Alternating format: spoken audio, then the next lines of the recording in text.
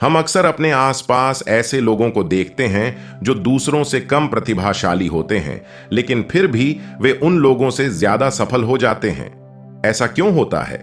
क्या उनकी किस्मत अच्छी थी या फिर ऊपर वाले ने उनका साथ दिया? इसका जवाब है नहीं। कामयाबी के लिए सिर्फ प्रतिभा ही नहीं, बल्कि मेहनत और लगन भी जरूरी है। जो लोग आलसी होते हैं, वे चाहे कितने भी प्रतिभाशाली हों, वे कभी भी सफल नहीं हो सकते। उस काम को करने के लिए जोश और हिम्मत की जरूरत होती है। अगर आप में जोश और हिम्मत नहीं है, तो आप चाहे कितने भी प्रतिभाशाली हों, आप उस काम में सफल नहीं हो सकते। आलस्य एक ऐसी चीज है जो जोश और हिम्मत को खत्म कर देती है। जैसे दीमक एक पेड़ को अंदर से खोखला कर देती है, वैसे ही आलस्य इंसान को अंदर से खोखला बना देती है। आलस्य एक ऐसी बीमारी है जो इंसान को अंदर से खोखला बना देती है। यह बीमारी चाहे बाहर से दिखाई ना दे, लेकिन अंदर से इंसान को कमजोर और असहाय बना देती है। आज की कहानी में हम आलस्य के कुछ मुख्य कारणों और इसे दूर करने के कुछ उपायों के बारे में जानेंगे। इससे पहले कि आप इस कहानी में खो जाएं, इस चैनल को सब्सक्राइब जरूर कर लें। तो चलिए कहानी शुरू करते हैं। एक बार की बात है, एक आलसी आदमी बुद्ध के पास आकर कहता है कि ही बुद्ध, मैं अपने आप से बहुत परेशान हूं। मैं बहुत ही आलसी आदमी हूं, इसीलिए सब लोग मुझे ताने देते रहते हैं। क्या आपके पास कोई ऐसा मार्ग है जिससे मेरा आलस्य दूर हो सके? यह सुनकर बुद्ध ने कहा कि तुम्हें कैसे पता कि तुम आलसी आदमी हो? इस बात का उत्तर देते हुए वो आदमी बोला कि हे बुद्ध, सब लोग मुझसे कहते रहते हैं कि तू बहुत आलसी आदमी है।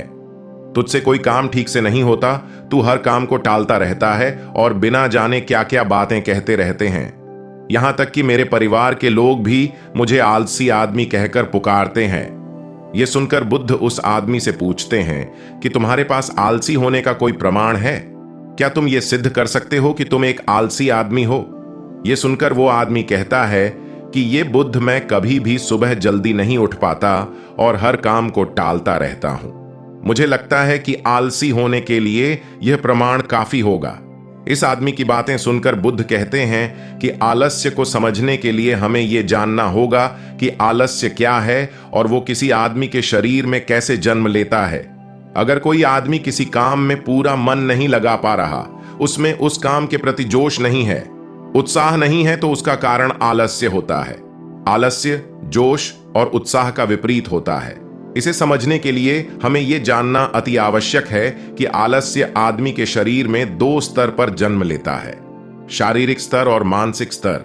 यह कहते हुए बुद्ध ने उसे समझाना शुरू किया कि सबसे पहले शारीरिक स्तर पर आलस्य को समझते हैं। इसके बाद बुद्ध ने अपने धम्म के भिक्षुओं की तरफ इशारा करते हुए कहा कि तुम जरा गौर से इन भिक्षुओं का चलना, उठना, बैठना और लेटना देखो। इन भिक्षुओं के चलने में एक तालमेल होता है, एक लय होती है, एक आनंद होता है, और जब ये बैठने की मुद्रा में होते हैं तो इनकी रीढ़ की हड्डी सीधी होती है और गर्दन थोड़ी सी उठी हुई होती है, और वहीं पर जब ये लेटते हैं तो इनका पूरा शरीर एकदम शांत और स्थिर होता है। और वही जब एक आलसी आदमी चलता है तो वो एकदम झुका हुआ, थका और बिना आनंद के चल रहा होता है। याद रखूं, 70% आलस्य हमारे उठने, बैठने, चलने और लेटने से तय होता है।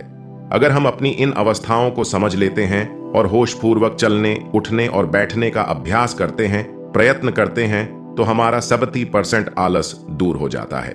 शारीरिक स्तर पर आलस्य का दूसरा मुख्य कारण होता है सही नींद ना लेना। अक्सर हमें पता ही नहीं होता कि हमें कितनी देर सोना है। याद रखो, एक मानव शरीर को सीमित समय की नींद लेनी चाहिए। अगर वो सीमित समय से ज्यादा नींद लेता है तो भी वो आलस्य का शिकार होगा, और अगर वो सीमित समय से कम नींद लेता है तो वो आलस्य का शिकार होता ही है। ये सुनकर वो आदमी बोला कि ये बुद्ध, एक मानव शरीर को कितनी नींद लेनी चाहिए? इसका उत्तर देते हुए बुद्ध ने कहा कि एक मानव शरीर को सहेज से 8 घंटे की नींद लेनी चाहिए। अगर आपका शरीर ज्यादा थका हुआ नहीं है तो 6 घंटे की नींद, अगर ज्यादा थका हुआ है तो 8 घंटे की नींद। इसी के साथ ये भी ख्याल में रखना चाहिए कि सोने के लिए रात का समय निर्धारित किया गया है। कुछ लोग दिन में ही सो जाते हैं, जिसकी वजह से धीरे धीरे आलस्य उनके अंगों में समाने लगता है। शारीरिक स्तर पे आलस्य का तीसरा मुख्य कारण है सुबह जल्दी ना उठ पाना। पूरी प्रकृति, यहां तक कि पेड़, पौधे और पक्षी भी सुबह सूर्य उदय होने से पहले जाग जाते हैं। कि हम पक्षियों को देखकर भी समझ सकते हैं कि प्रकृति ने मनुष्य के जागने का कौन सा समय निर्धारित कर रखा है। अगर हम सुबह जल्दी उठते हैं, सूर्य उदय होने से पहले उठते हैं, तो हमारे शरीर में एक स्फूर्ति होगी, एक ताजगी होगी और हम हर काम में अपना मन लगा पाएंगे। यह सुनकर वो आलसी आदमी बोला कि हे बुद्ध, लेकिन मेरा काम ऐसा है जो मैं रात में कर पाता हूं।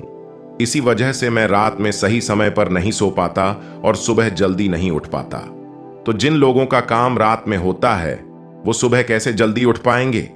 यह सुनकर बुद्ध कुछ सोच विचार करते हैं और उसके बाद कहना शुरू करते हैं कि जिन लोगों का काम रात में होता है उन्हें अपना काम पूरा मन लगाकर करना चाहिए, और यदि ऐसे लोग रात में काम करके दिन में भी सोते हैं और सीमित समय की नींद लेते हैं तो वे भी आलस्य से बच सकते हैं। लेकिन रात में जितनी गहरी नींद आती है उतनी गहरी नींद दिन में नहीं आ पाती, क्योंकि दिन में शोर शराबा ज्यादा होता है जिससे आदमी गहरी निद्रा में नहीं जा पाता। इसीलिए जो आदमी दिन में सोता है उससे कुछ ऐसी व्यवस्था करनी चाहिए जिससे बाहर का शोर शराबा उसकी नींद में बाधा न बन सके। इसके लिए वो अपने कानों में रुई वगैरह ठूंस सकता है जिससे बाहर की आवाज उसके कानों में न पड़ डेढ़े और वो गहरी निद्रा ले पाए। शारीरिक स्तर पे आलस्य का अगला मुख्य कारण होता है भोजन। सही समय पर और सही भोजन करना शरीर के लिए अति आवश्यक होता है। कुछ लोग ऐसा भोजन करते हैं जिसमें कोई जान ही नहीं होती। अब आप ही सोचिए, जिन्स खाने में जान ही नहीं है, जिन्स खाने में ऊर्जा ही नहीं है, वो खाना आपके शरीर को ऊर्जा कैसे दे सकता है? और अगर इंसान ऐसा खाना खाएगा तो उसका शरीर किसी भी काम को करने में प्रतिरोध करेगा ही। अक्सर गलत समय पर उल्टा सीधा भोजन करने से आदमी का मोटापा बढ़ता चला जाता है और एक पतले इंसान के मुकाबले एक भारी शरीर वाले इंसान के शरीर में ज्यादा आलस्य पाने की संभावना हो जाती है। इसीलिए ऐसा भोजन करो जो प्रकृति से सीधा प्राप्त हो रहा हो, जिसमें कुछ ऊर्जा हो। यह सुनकर उस आदमी ने कहा कि हे बुद्ध, शारीरिक स्तर पे तो आलस्य को मैं समझ गया हूं, लेकिन मानसिक स्तर पे आलस्य क्या होता है? इसका उत्तर देते हुए बुद्ध कहते हैं कि इंसान को अपने जीवन में बहुत सारी नाकामयाबी मिलती है।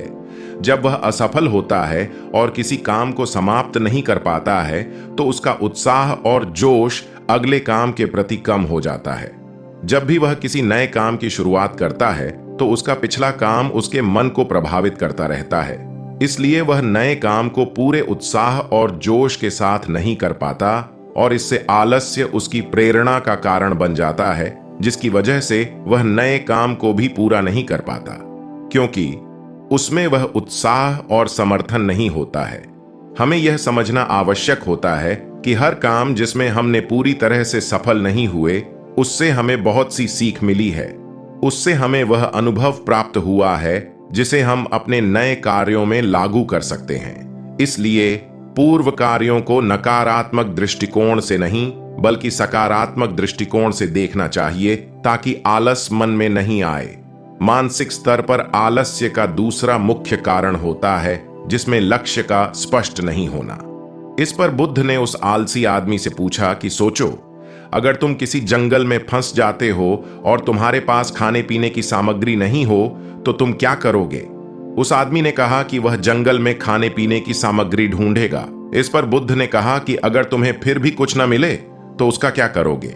इस पर उस आदमी ने कहा कि वह किसी भी कीमत पर जंगल में जीवित रहने की कोशिश करेगा।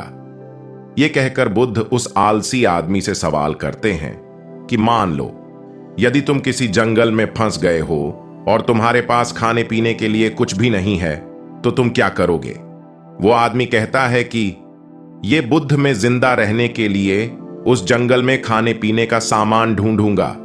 यह सुनकर बुद्ध कहते हैं कि अगर तुम्हें फिर भी खाने पीने का सामान नहीं मिलता तो इसका जवाब देते हुए वो आदमी कहता है कि ये बुद्ध तो मैं किसी भी तरह किसी भी कीमत पर उस जंगल से बाहर निकलने का पूरा पूरा प्रयास करूंगा। यह सुनकर बुद्ध कहते हैं कि चूंकि वहां पर तुम्हारा लक्ष्य स्पष्ट है इसलिए तुम्हारे शरीर में कोई आलस्य नहीं आएगा। उस समय तुम्हें पता होता है कि तुम्हारे शरीर के लिए अभी सबसे ज्यादा जरूरी खाना पीना ढूंढना है। अगर तुम नहीं ढूंढोगे तो तुम मर जाओगे। और जब तुम्हारा लक्ष्य स्पष्ट होता है तो आलस्य तुम्हारे मन में आ ही नहीं सकता। लेकिन हमारे दैनिक जीवन में हमारा लक्ष्य स्पष्ट नहीं होने से हमारी मानसिक ऊर्जा अनियंत्रित होती रहती है।